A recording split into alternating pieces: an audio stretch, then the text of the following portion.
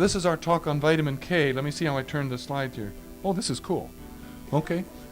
So I grew up in India. I was a missionary kid. I went to a British boarding school. I went to Johns Hopkins undergraduate. I went to Yale, I spent 25 years doing emergency medicine. I was the director of the St. Luke's ER. I became Aurora's wellness teacher about 2005, and for 5 or 6 years I did that. And I got my board certification in anti-aging in 2008, and then I got blah, blah, blah, blah, blah. Okay. I'm currently working on an advanced fellowship in cancer care. I'm totally fascinated. We are going to turn cancer care in America on its head. And I can't tell you how engaging it is and how fun it is to give people who have cancer hope. And it's also fun to just watch cancers shrink better than with chemotherapy. So my objective is I'm just going to tell you the story of K2. I have a 3-hour lecture here, but I'm going to reduce it to 40 minutes, so I've drank 2 cups of coffee and I'm ready to go. I'm going to teach you what K2 does, the calcium conundrum, what went wrong in our history, and then we're going to talk about healing bones and a whole bunch of other fascinating stuff. History, how it got lost. It got discovered, vitamin K got discovered by a Danish biochemist who was simply feeding chickens pure cholesterol, and he noticed they bled to death. And then bit by bit they added things back and figured out what it was that kept them from bleeding to death, and they found, it took a couple years, and they found this thing called vitamin K because it caused coagulation. In German you spell coagulation with a K. So they called that K. And then Dr. Doisy in America figured out exactly what it was, and they got the Nobel Prize for it in 1943, and it was all about coagulation. The book's closed, thank you, World War II's in progress, let's not do anything else. They made 3 big fat mistakes. We found K1 and K2 at the same time. We thought they were the same thing. We'll get to that. They aren't. We thought it was all about coagulation. It isn't. And we decided that deficiency was very rare, and that was another mistake. It turns out that K1 is up here. And K1, you can see there's no double bonds along the line here. Those double bonds, for those of you who are organic chemists, are the whole story, what makes this vitamin act markedly differently from 2 different places. So those are the mistakes we made. Those are 2 forms. So in the next 50 years, the scientific world found out that there was other things that made vitamin K2 work. For example, we found osteocalcin. Turns out to be the most abundant protein in your bone. And we found matrix GLA protein in the 1990s, which is the protein that pulls calcium out of coronary arteries. And both of those, we found them independently of vitamin K. We didn't know about it at the time, but we knew it was part of that and there was something to do it. We were trying to sort out those pictures. So those 2 were found in like the 70s and 80s and 90s. But we thought vitamin K2 deficiency was rare. And it turns out it's not rare. When we started looking at K2 to look at deficiency, we learned how to measure uncarboxylated osteocalcin was the test. And we measure people's uncarboxylated osteocalcin level. We realized that American women have as much as 90% of their osteocalcin is uncarboxylated. It hasn't been activated by K2. That's what's going on. American women have 90% uncarboxylated. So here's this vitamin that we thought was the deficiency is pretty rare. And suddenly we realized, wait a minute, it's not only rare, it's a runaway epidemic. Every woman we know has osteoporosis. And every man we know has coronary artery disease. What's going on? What's happening? What's the whole story? Well, the fascinating thing is this stuff was all discovered 70 years earlier. But first of all, pop quiz. Vitamin K deficiency is common? Almost universal. No, that's K1. I gotcha. Okay. K2 deficiency is common. K1, you all make K1 in your gut. It's around. There's plenty of it. In fact, they were right when they said K1 deficiency is very rare. So pay attention. It's late in the afternoon, but come on. Okay, we discovered that K2 deficiency was common in 2007 when we learned how to measure for the presence of uncarboxylated osteocalcin. True or false? Right. The lights suddenly turned on, so it's only been a couple of years we've known this happens. So osteocalcin is the protein that binds calcium in your bone. K2 activates that protein. That's it. Okay? Let's go back to activator X. 4 years before the Nobel Prize is given to Dr. Damen-Doisy. That sounds like a swear word, doesn't it, Dr. Damen-Doisy? 4 years, a researcher who didn't know what he was investigating invented something he called activator X. The problem was he was just a dentist. And he was in private practice. He wasn't in an academic medical center. His name was Weston Price. And the real problem is that he was from Cleveland. Nobody would respect anybody from Cleveland, would they? So Western Price is a dentist. He actually got to be filthy rich, and he got so much money, he took this thing called a camera, and he travels all over the world. He wanted to figure out how come he got sick and tired of cavities. He says, I'm sick and tired of taking care of cavities. He's now been called the Charles Darwin of nutrition because he traveled all over the world trying to figure out just what are the indigenous people eating that leads them to having perfect teeth. And so he's going to all these places, and he was on a worldwide tour with his camera, and he wanted to say, why did he get teeth? So he went to Swiss valleys, Peruvian, Amazon, New Zealand, Maori, all over the world. And he noticed indigenous people had beautiful faces, nice, square, symmetrical faces, healthy arches, no cavities. And then until they got exposed to Western food. When they got Western food, the first thing that went apart was their teeth went bad. So here's Western Price. That's what he looked like. Nice, sweet man. And these are, look at the beautiful people he's taking pictures of. Look at those beautiful faces, those nice symmetrical faces. Until you go over there right, look at those lovely teeth on the right. Oh my gosh, guess who's eating Western food? And so he found that folks, healthy people from indigenous societies had perfect teeth. I grew up in village India. I had to brush my teeth and I had cavities. The kids I played with had perfect teeth and never brushed their teeth. Mom, I don't want to brush my teeth. My friends don't brush their teeth. Anybody ever heard that from your 8-year-old or whatever? So Western Price found common threads. He said foods that can be transported long distance, stored without spoiling, rice, white flour, sugar, vegetable fat, canned goods are trouble because they're associated with lousy teeth, crowded dental arches, cavities, and then before you know it, tuberculosis, cancer, heart disease, and all the rest of the picture. He said there's missing some essential factor. In his findings, he said traditional diets contained 10 times the amount of fat-soluble vitamins. He focused on the fat-soluble, 10 times the amount of K, A, and D. And he said there has to be something missing there. Where do those things come from? Well, they come from organ meats, like eggs and chicken and yolks and livers and butterfat of cows eating rapidly growing grass. So Western Price comes back to Cleveland, and he gets the farmers of eastern Ohio to give him their butter in April and May, when it's grass-raised butter of rapidly growing grass, and rapidly growing grass is filled with vitamin K1, okay? He gave his Activator X, which he combined by taking cod liver oil, vitamin D and vitamin A, and mixing it with his butter, which is vitamin K, and he started giving that, and he called that Activator X. And he cured cavities. Did you hear that? He cured cavities. Did you hear that? Okay. Let me show you some pictures. Here's a famous picture of 20 cavities that he got to go away with vitamin K2. Here's a picture of a broken down high resolution picture. You can see the dent and filling in under the cavities. So, pop quiz. Vitamin K was discovered in 1995, 78, 37, or 29. And the answer is all of the above in little pieces, because it's been a journey as we've gone down that road. So different people discovered different pieces. Western Price made his Activator potion from what? Butter and cod liver oil. Okay. We missed K2's action because we thought all of K's action was about white blood cells count going awry. False. It was blood clotting. Okay, I want to see if you're awake. It's 4 o'clock in the afternoon. We missed K2's action because we thought K deficiency was very rare. And that's true. Okay, so here's K1. We're not going to talk much about K1. That's your last chance to see a picture of it. What does K2 do? K2 does a bunch of things. It activates proteins responsible for calcium and phosphorus deposition in bones and teeth. It directs childhood infant growth by preventing premature calcification of bones so their face matures fully and they get a fully formed face. It plays an important role in reproduction. Sperm has a high level of osteocalcin. It activates proteins that cells are signaled to produce by vitamin A and D, which is where osteocalcin comes in. It protects the mouth and teeth and saliva. You dramatically lower your bad bacteria in your mouth. It protects against calcification, inflammation, in blood vessels. This is where coronary artery disease comes in. It helps make myelin sheath of nerve cells, which is where multiple sclerosis. This is the hottest topic in MS right now for those who have any friends with MS. It's essential for proper facial development of full arches and less crowded teeth. It's dramatic insulin effect through osteocalcin activation.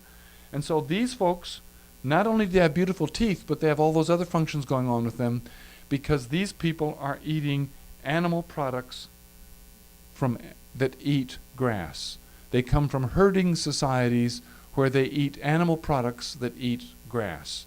What happened in America? Oh, so the calcium conundrum.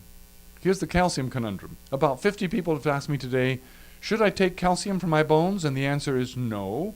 The British Medical Journal, women who take extra calcium for osteoporosis are at greater risk of heart attacks. 3 less broken bones, 6 more heart attacks per 1,000. This came out about 2 years ago. So please, anybody in this room who's taking calcium, stop taking calcium. We'll tell you how to do it a little bit later. So the conundrum is too much calcium in arteries, too little in bone. What's going wrong? Both of those processes are vitamin K2 processes. Repeat, both are caused by a deficit. Too little in bone, too much in arteries, both caused by inadequate K2. So just a little risk. Here's what osteoporosis looks like. Half of women over age 50 have bones that get honeycombing like that. Women going through menopause lose about 25% of their bone mass over the next 3 years.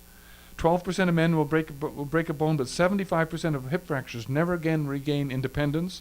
33% die within 3 months, and as many as 20% of American women are getting hip fractures.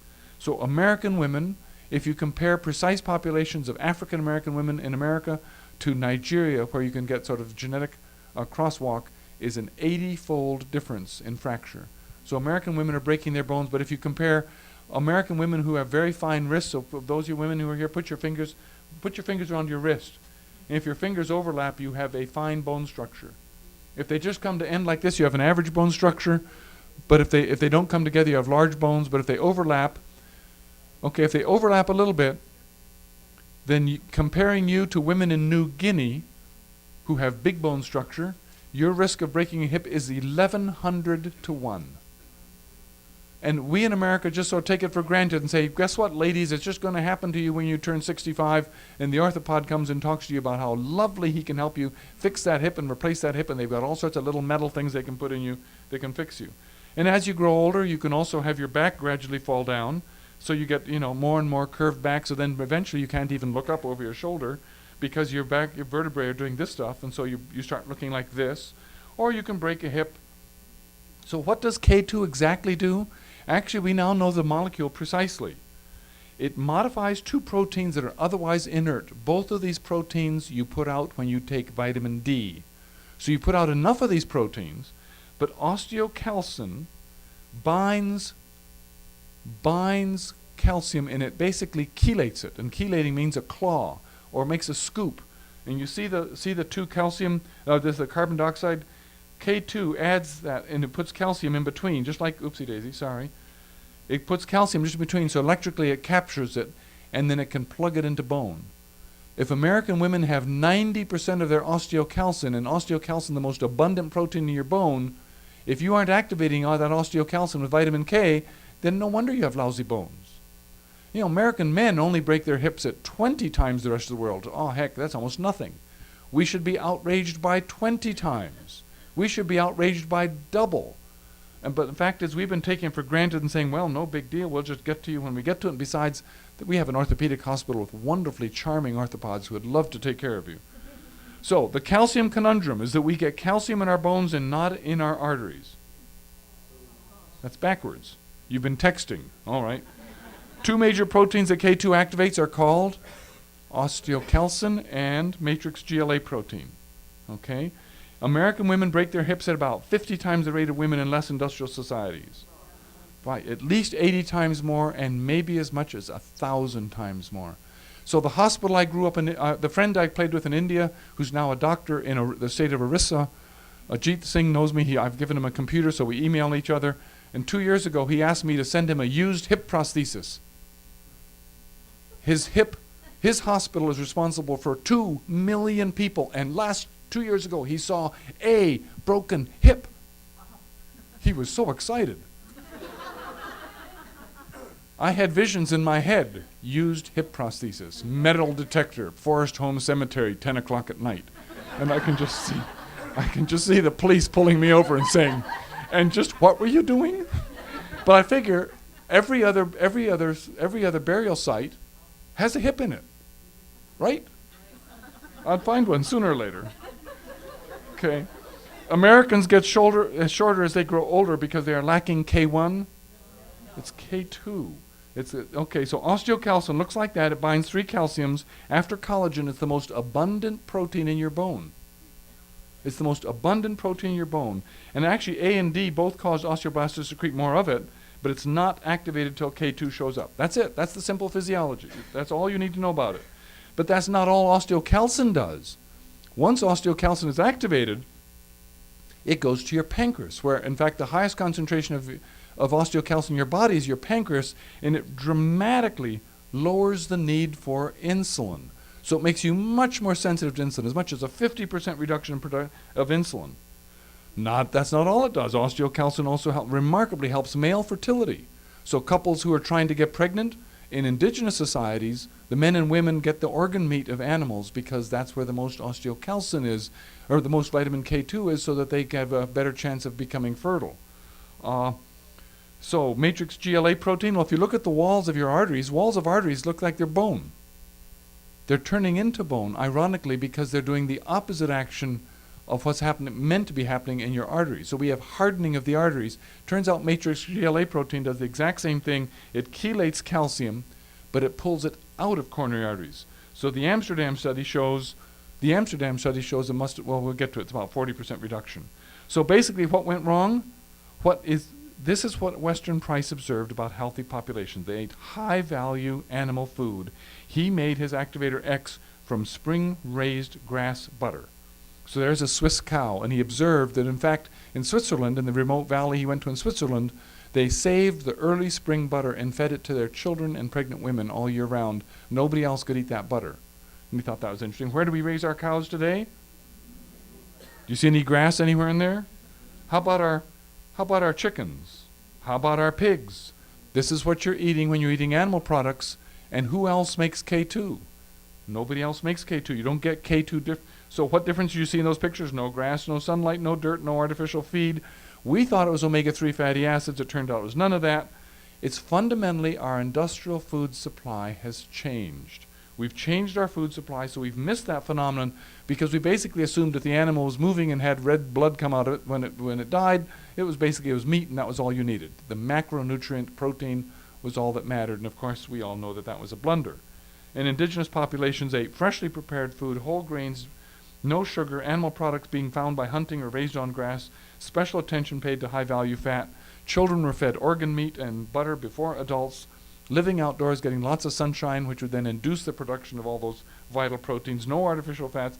So probably all of these things are important. So the physiology is as follows. If you look at green grass, you find that K1 is in the chloroplast right down there. You can see on that picture in that circle there, K1's right there by the green thing that captures sunlight. And so an animal that eats green grass gets K1, and in their stomach and mammary glands they change it into K2. So you are what you eat, but you are also what your animals eat. So for those of you who are vegan or vegetarian, you're not going to have a very healthy supply of K2 in your diet. So for you, it's critically important to get K2 from another source. And there's other sources of getting it. So for example, any food that's yellow, so if you're willing to eat butter and it's bright yellow butter, if you buy grass-raised butter, so go to Whole Foods and buy Irish butter or Danish butter, you can get cut butter with K2. I was in Geneva visiting my son in Geneva, and we went to a restaurant in Paris. And in Paris, every restaurant you go to, they put ice on the butter because in France they don't like having American butter because in America we feed our cows cottonseed oil so that the butter doesn't melt at room temperature. In France they want grass-raised butter. And so guess what happens to their butter when your wife steals the pot and puts it in her purse? It melts. So then she has a messy purse, and then she says, "Oh, I have a messy purse. I have to buy a new purse." I've heard that line before. Okay? So research findings show, for example, grass-raised chicken eggs have much less fat, more vitamin A, all sorts of vitamin E, more folate, more B12, 4 times the vitamin D, less cholesterol, more K2. You know, grass-raised animals have multiple benefits to their foods, and it comes out in their fats. Pop quiz. K1 is found naturally in green grass right next to the chloroplast. True. Okay. It is changed to K2 in animal guts and mammary glands. True. Grass-raised chickens have more vitamin A, more omega fats, more folate, more B12, more D, less cholesterol, more K2. Right. Indigenous people in Price's research always fed their children and pregnant women high-value animal organ food. True. Isn't that an interesting story? So there's a couple other things. For example, if you eat trans fats, you know what happens to vitamin K? You completely flip it over and destroy it. We've been getting 9% of our calories from trans fats. In fact, you can measure that breakdown product called DHP. It's a measurement of poor quality food. And trans fats completely inactivate. So here's another good reason to get away from trans fats. So yeah, that we flip over that bond and make it flip over in double form. So here's that structure of the family again. So there's blood clotting, here's K2, and then here's the lousy, dangerous, poisonous stuff, DHP. And I'm just showing you those pictures. So the question is, what foods naturally have K2 in them? Anybody here know what natto is? Anybody eat it with enthusiasm? Yeah, okay. If you want some entertainment tonight after this way late afternoon lecture, go home on YouTube and look up eating natto for the first time. It's apparently not a very good food. People describe it as something young children pull out of their noses with their fingernails. I'm trying to be polite company here. So the history of natto goes as follows. It was a dark and lonely night in Japan 1,000 years ago, and two armies are facing each other, ready to attack each other, and suddenly the trumpets sound, and they have to douse their fire, and their cooked soybeans they throw in a stack of straw. And 3 days later, after battling for 3 days, the soldiers finally remember, oh my gosh, there was those soybeans back in that straw. And they came back and found it, and it tasted delicious.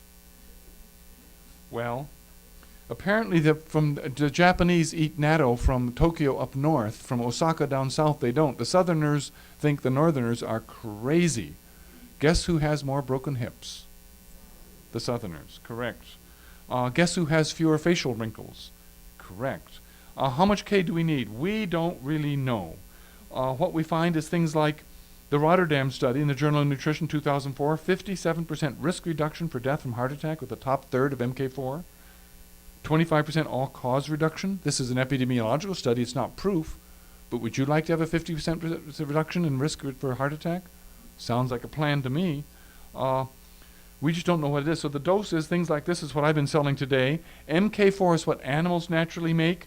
For that, we say you need about 45 micrograms a day, and that's what's in the low dose. People on Coumadin can safely take this and not change their Coumadin.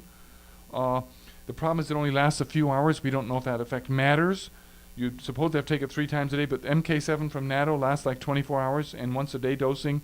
So the Super K actually has both products in it, which is why I think it's a great product because we don't have any beta data than that. A pop quiz. The highest source of K2 is a food called natto, a delicious preparation of soybeans from Japan. True on the concentration, maybe not on the flavor. Trans fats reinforce and multiply the effect of K2? False, utterly false, annihilates it. There are clear guidelines for K2 supplementation. It's very much in flux. We have no clue. It's going to be I believe K2 is going to be the story of the next decade.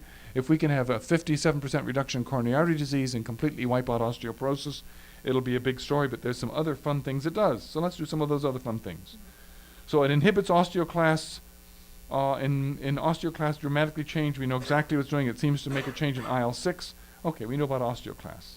In transplant patients have 34 times the fold of breaking bones. Turns out you can make a huge impact with that for folks on transplant because of their bone density. Those folks have been on too much prednisone, so anybody who's been on lots of prednisone, you really need to be on K2. If you take 1,000 micrograms a day to try to inactivate osteocalcin K1, you basically can't absorb that much from K2, whereas K2 dramatically does it, so this is K1 doesn't work. Alzheimer's disease, strong association between osteoporosis and Alzheimer's. And Alzheimer's patients have been shown to produce 50% less K2 in their diet, or have 50% less K2. Skin wrinkles. The severity of wrinkles correlates directly with osteoporosis risk. I couldn't get my wife to take K2. I told her about reducing osteoporosis. She didn't pay attention. I told her about heart disease, 57%. She didn't put down the magazine. I told her about skin wrinkles. She says, bring me home 2 bottles. So currently, pseudoxanthin elasticum, which is basically wrinkles from hell, is now being treated with osteocalcin. Varicose veins is now being treated with K2. Diabetes, you need 50% less insulin when you take K2. We can tell you exactly where it's going on with diabetes. For example, in a 1 week on K2 on healthy non-diabetic trial, participants reduced post-meal insulin production by as much as 50%. If you reduce your insulin, Insulin's your storage hormone. So for those who are overweight and would like to use weight, you want to get your insulin level down. You can't lose weight until your insulin level's low. So K2 will help you lose weight. That hasn't been studied yet, has been reported. Rheumatoid arthritis, it helps. It helps in multiple sclerosis. It helps in cancer. The EPIC study from Europe showed quite dramatic results, as much as 30% less cancer risk in populations. I'm trying to do this all in 35 minutes. The EPIC study from Europe showed a 30% reduction in cancer risk from folks with the highest K2 intake. True? True. The diabetes is helped by K2, as much as 50% risk reduction. Wrinkles are associated with lower K2 levels? True. No, wrinkles are associated with lower K2 levels. Bone density improves with the most resistant patients of all, dialysis patients, when they take K2. Yes, they're the ones who need it most of all. So kidney disease, you can show a difference. Fertility, you can show a difference. This is the fun stuff. I think it's fun now. Facial shape. For those of you who ever heard of the Fibonacci sequence, that's the mathematical sequence that all nature runs on, that seashells are based on. 1 + 1 is 2, 1 + 2 is 3, 2 + 3 is 5, 3 + 5 is 8. If you take supermodels and look at their faces, you can show that they have precise symmetry. And you can show that rats and animals in experimental models, when they don't have K2, have asymmetrical faces. So beautiful people have symmetrical faces. When you have adequate K2 in pregnancy, you will have a child with a much more symmetrical face, because they were able to. Do we have any pregnant women here? Okay. So you're going to be on K2, right? Okay. Yeah. All right. The hilarious thing was I put these two beautiful women on here, and my wife instantly knew who they were, and don't ask me to tell you who they are. So who are they? Actually, the one that's Gwyneth Paltrow, right? Okay, I'm good for one. Who's the other one? Whew, thank you. Okay, here's just some examples of what Western Price's pictures show. If you look at the young girl on the left, she was born, look at her x-ray beneath. She was not treated with activator X. Look how crooked her teeth were.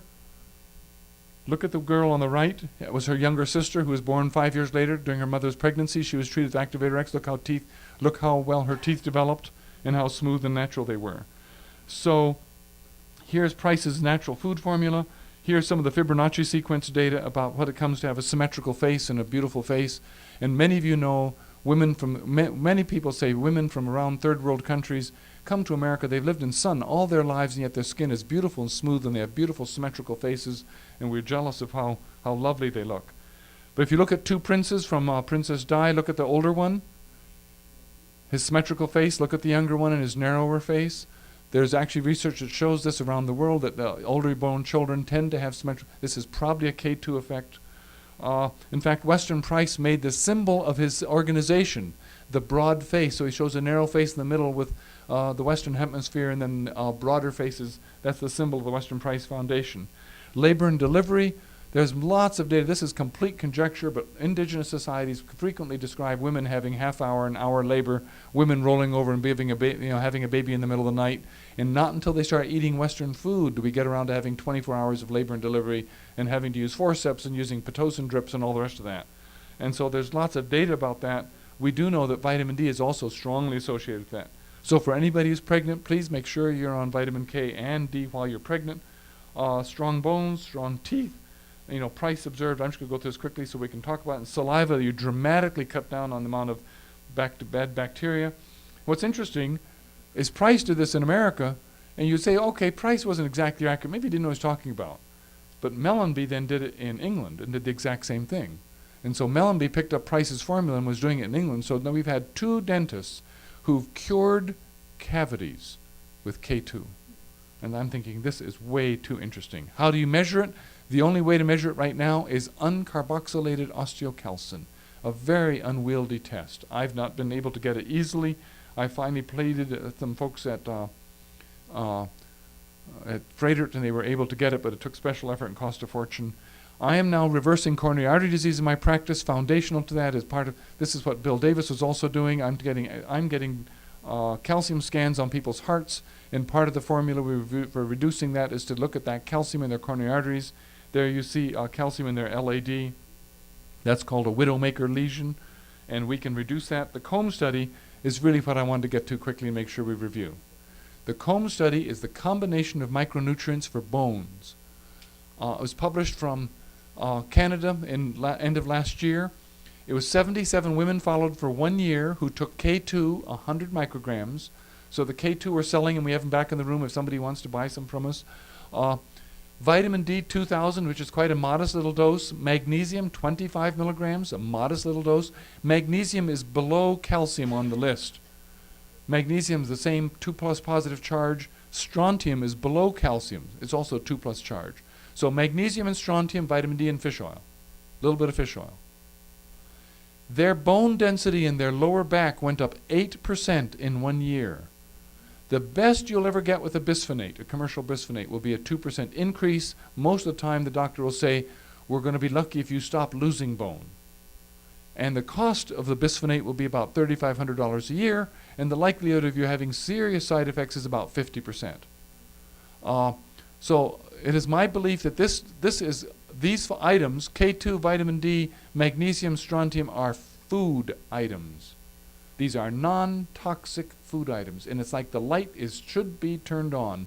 This is the end of osteoporosis. That's why we all have weak bones in America. It is time to get every American woman on vitamin K2. This is not brought to you by the American Orthopedic Association. Okay? Conclusion. K2 is a critical vitamin that has missed the radar. We lost it because it's confused with K1. That's all about blood clotting. It is involved in calcium metabolism, pulling it out of arteries where it shouldn't be, packing it into bones where it should be, but it helps myriad other functions. Diabetes, cancer, heart disease, Alzheimer's, labor and delivery, and maybe beautiful people. The wellness model requires lifetime balance and support, so treatment after disease is much less useful, though there is no point at which starting taking it hurts you. So, there is no toxicity, prudent response, take the pill. Our animals don't have it. So, questions? Whew, did I do that in 40 minutes? Okay, you're right. Okay, if someone's had... Thank you. But with blood clotting issues, if they're not on any thinners, can they be on K2? With blood clotting issues, there are some people who do have blood clotting disorders and both bleeding, and we don't have any guidance to say that about it. But particularly for those folks who make extra clots, what I've observed, I've probably put 30 or 40 people on Coumadin on the 45 microgram dose. I should have brought some today, my pardon, I didn't think of it. And most importantly, I put my father on it. My father is an atrial fib. He's 89 years old. It did not touch his INR, didn't change his INR one iota. In Japan, they give actually MK7 to babies at birth to prevent bleeding in their head, because they have like 1 per 10,000 babies have blood in their head from the process of trauma of birth. And by using the vitamin MK7, they prevent clotting. So there must be some tiny bit of overlap, but we don't have any data. So we just don't know. We can't say. Bisphonates? Well, how much money do you want to pay and how many side effects do you want to put up with? My advice is make your family doctor ecstatically happy and start taking the K2 and prove that you're getting better before you stop. Because if you're already on it, you meet criteria for needing treatment. So I don't want to go against conventional treatment, but most conventional treatment says you should be on it for 3 years, and then what? You're only meant to take it for 3 years. And your bones haven't improved, and your family doctor's in a conundrum. They're like, oh my gosh, what do I do now? What I want you to do is make your family doctor look really, really good and very, very happy, and then say, well, you don't need to take this anymore. If the side effect's causing you side effects, you have the right not to take a pill. It's your body, just stop the side effects. You now have evidence-based literature. Look up the Comb study, C-O-M-B. You can remember it very fondly because my last name is Whitcomb. How about that? Okay. Yes. How early to start and what dose? Western Price was giving it to kids when they were 3, 4, 5, and 6. He was giving it in their Activator X. Indigenous societies have been giving high-value foods to their children since time began. If you can only find a pill, you're not going to make them toxic if you can get them in a pill once a week. They can the vitamin K2 pills are these little slippery dark things, and take one a week, and they're going to have a wonderful response to it. And think how many fewer cavities they're going to have. Right. Yes. If you're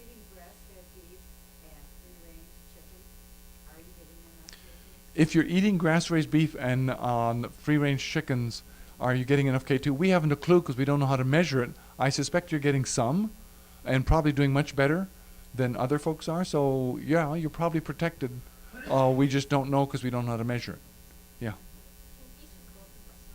Pardon? Can K2 be passed through breast milk? Can K2 be passed through breast milk? Yes. In fact, humans might make it in their breasts. It's just hard. We have not had a brave enough scientist study that one yet. Yeah. So, yes.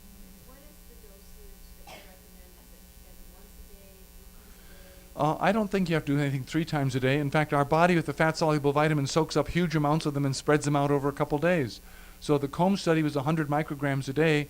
The pills I'm selling are 200 micrograms. And so I just tell folks, take them every other day. Just because you get 200 micrograms, don't worry about it. Just take it every other day. You're getting a good dose.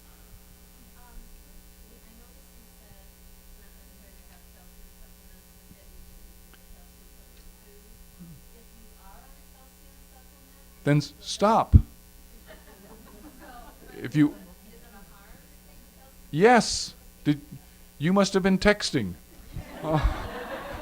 There was a slide back there, British Medical Journal, 2 years ago. Women who take extra calcium have 3 less bones, 3 less broken bones, and 5 more heart attacks. If you don't mind dying of a heart attack, talk to your life insurance first so your kids are taken care of, and then go ahead. Yes.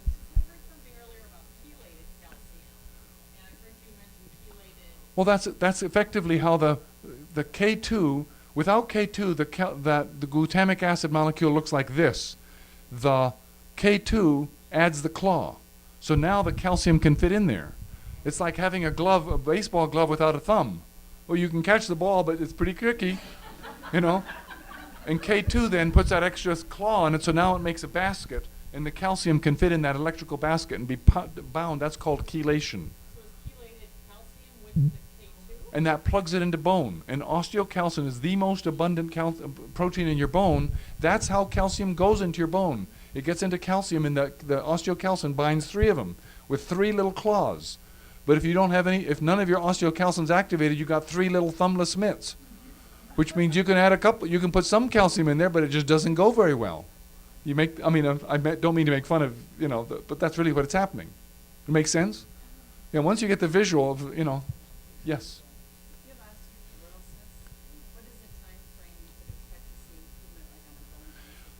In my practice, I'm measuring people's NTX urine, and I'm showing they turn positive within about a month, which is really fancy. It takes a year bone density takes a year to change. But once you know you're on the right path, happy days. Yeah, you've changed. It changes dramatically. I'd take one of those pills every day for a couple of weeks with osteoporosis, get started, but we can show your bones change quite dramatically within a month. You stop peeing out. The NTX urine is measuring the breakdown products in your bone, because bone is constantly being modeled and remodeled and modeled and remodeled. And so you pee out those breakdown products, and so you can show in your urine whether you're a healthy level or not. And within a month you get a healthy level, which is totally cool.